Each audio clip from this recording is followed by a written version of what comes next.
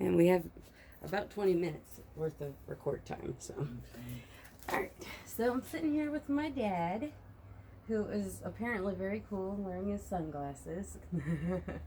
And I wanted to ask him about some of his experiences early in his career, when he worked with profoundly mentally and disably or mentally and physically disabled people. And so, specifically, how people reacted to your students anytime that they were in public. Uh, and would you give a little background on your credentials working with disabled people? Well, yes, I started working with disabled students in 1975. Public Law 94-142 was passed in that particular calendar year, which mandated all students, regardless of disability, would be educated. And it was a totally new concept to educate severely impaired students. And in the fall of 1976, I had a placement in Colin Anderson Center in St. Mary's, West Virginia. I was able to spend 6 weeks to go through their teacher of training program. It was a state institution which housed 450 odd students. What were the conditions like there? Well, they were segregated by sex, so I worked with little boys and little girls cottage or ward, and there was 19 to 40-year-old individuals. And like I said, education for that population was a new idea, and they had some federal funds, so this huge glass enclosure about the size of half a basketball court with 40 individuals in there in unisex outfits, sack tops and sack bottoms, basically like feed sacks, one size fits all, and no undergarments or anything like that. And none of them were toilet trained, and so they would just, once they soil the garment, they just throw it in there, wash it, and give them shower them off and give them a new garment.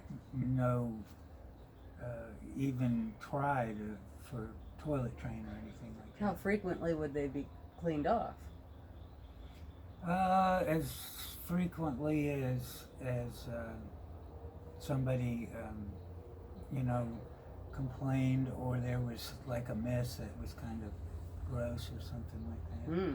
Very infrequently, because they were understaffed.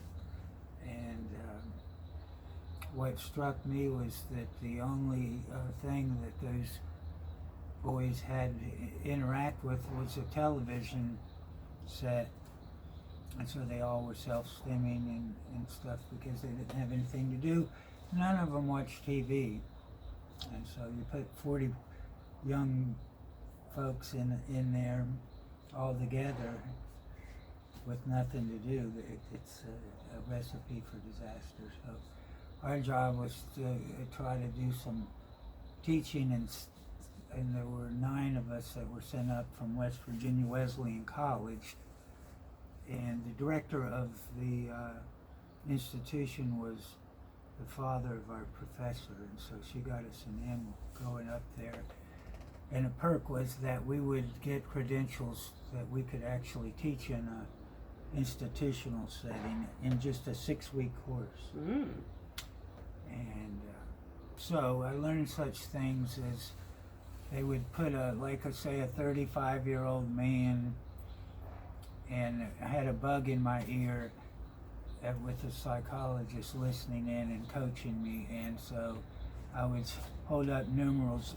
I was working with this 32-year-old man, 0 through 4, and I'd say, "Can you show me the number 4?" and if he pointed to 4, I gave him an M&M. And so it was repetitive. You know, we was talking about a week working with the same guy, hoping he got a lot of good M&Ms, right, man? And my thinking was, yeah, once he got educated on that 0 to 4 thing, he could go out and get a real good job at age 32. Oh, yeah. And plus, probably had bad teeth about trying to learn how to get all those M&Ms. So they weren't trying to educate them to do anything that was actually useful. It was education in its infancy. They were just mandated, so where do you start?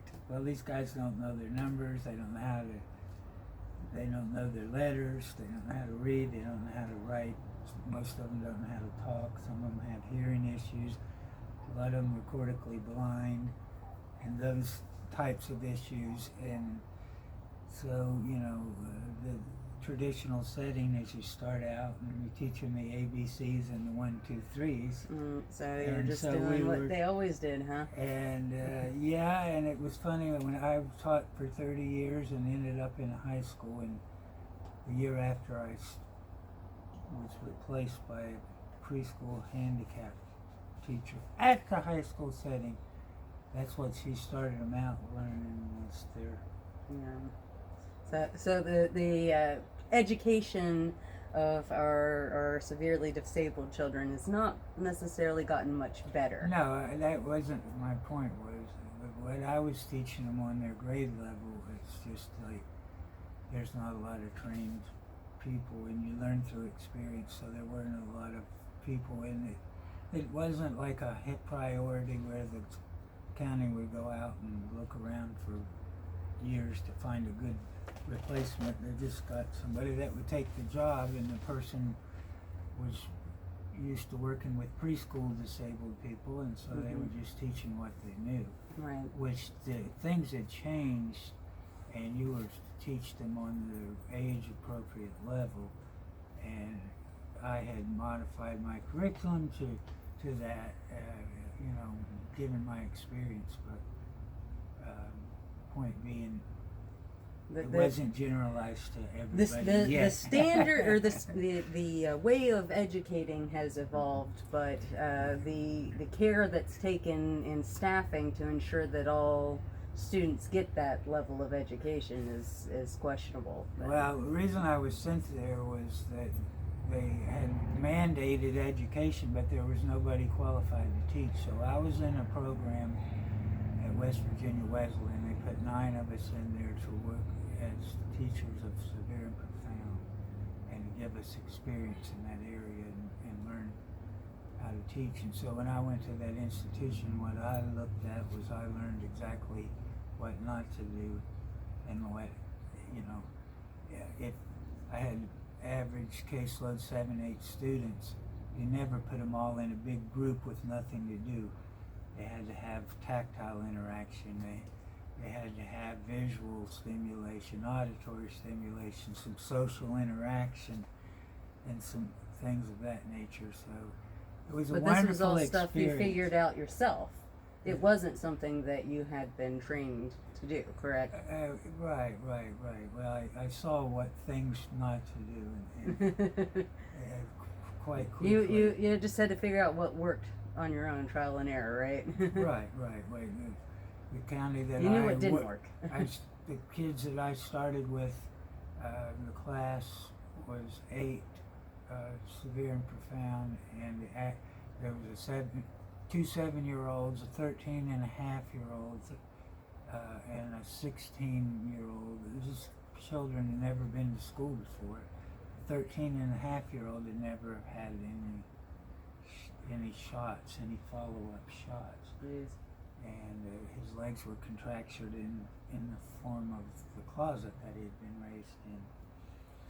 And so these kids had built up, some of them, a decade or more of inappropriate behavior. One was a hand biter, and so when she was a little kid and somebody said do something, you don't want to do it, you bit your hand, and they said, oh, okay, you don't have to do it. Well, the kid quickly figured out if I wanted to get out of doing something, all I do is bite my hand, and so they put that up as a repertoire of behavior, and this child started school at age 16 and a half. At that point, we educated in West Virginia up to 24. So my caseload was 5 to 24. So I had to become an expert in preschool, kindergarten, education for all the way through the grade levels and into adult education. And so that's what I spent my career doing, was getting in service in terms of those levels, and then as kids were more medically involved, and learned a lot about swallowing and eventually gastronomy tubes and dispensing medications and hydrations through gastronomy tubes. And by the time that I had been teaching, say, 25 years, probably 75% of my caseload were students with gastronomy tubes, and 100% non-ambulatory. Mm-hmm. And the institution that you learned at, what sort of,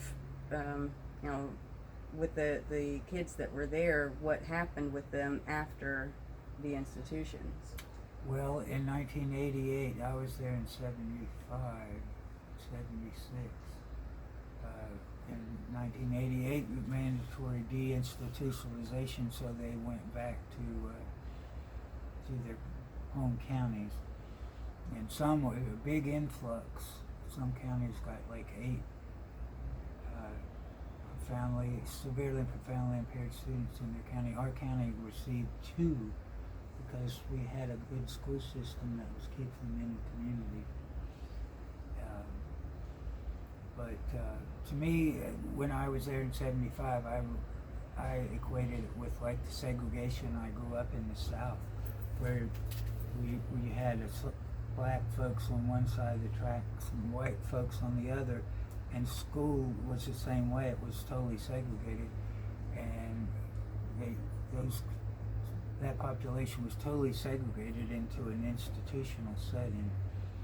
And when they were brought back into the community, they were modeling more appropriate behaviors, and they did not have behaviors that weren't modeling all of the inappropriate behaviors of the mass of them together. Mm-hmm. And so they were much more widely accepted. I remember the first group home that they tried to place in our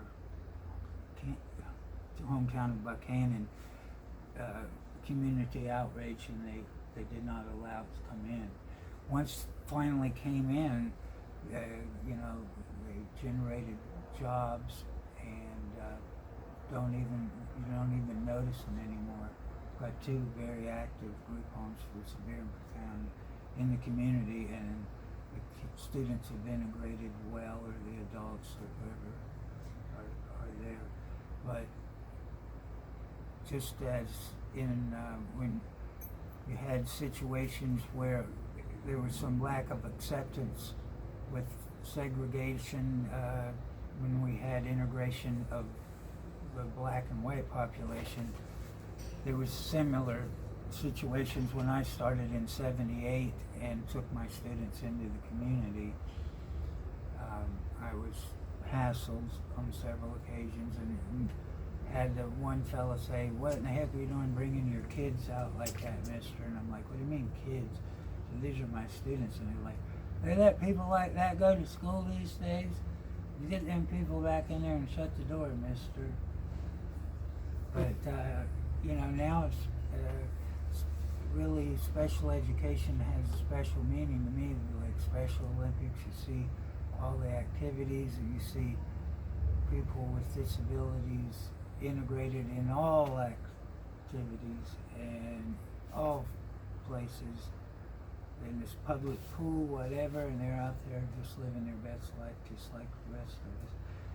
That's just basically like with segregation in Cocoa, Florida, where I grew up. Once they mixed and put blacks and whites in school together, it was not that big a deal. Now it's just, and it's basically the same way now that they've integrated people with disabilities in the community. People nowadays don't even blink an eye. They're more than likely going to go there and open a door for somebody. Haven't been in a wheelchair myself. I've found out people jump and run and open the door for you. So there's definitely a difference in public attitude. Definitely. Oh, that's cool. Oh, thanks, Dad. Sure Fist thing. bump. All right.